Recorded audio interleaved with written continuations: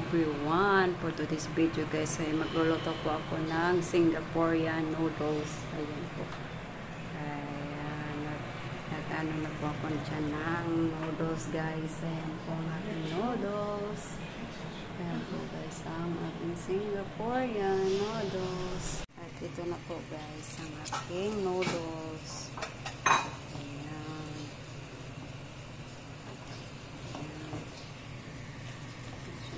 Nalagyan ko pala siya ng ano guys, chicken at where we're gonna put that on the top.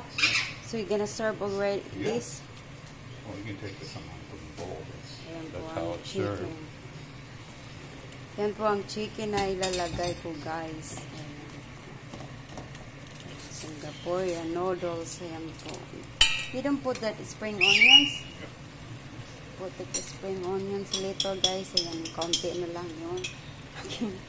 Spring onions. Ayan po guys. Ayan po yung spice niya. Ayan, sambal Thai. Ayan, sambal. Ayan, kuelek Thai sauce. Ayan po. Sarap po yan. Ayan, diba? Ang sarap tingnan. Hayaan muna natin ng konti ang apoy. Ayan, yan guys po ay ready to serve. I-try daw natin. Tikman ng isang noodles. Try guys.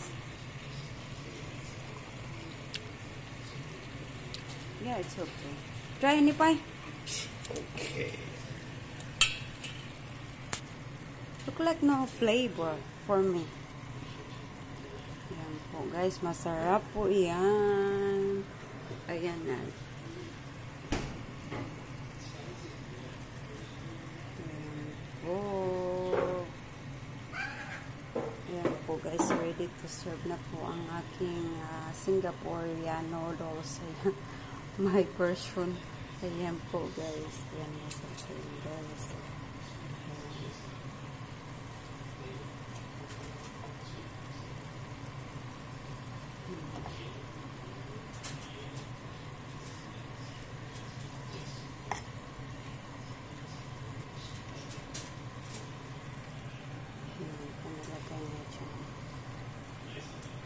Ayan, kainan na po.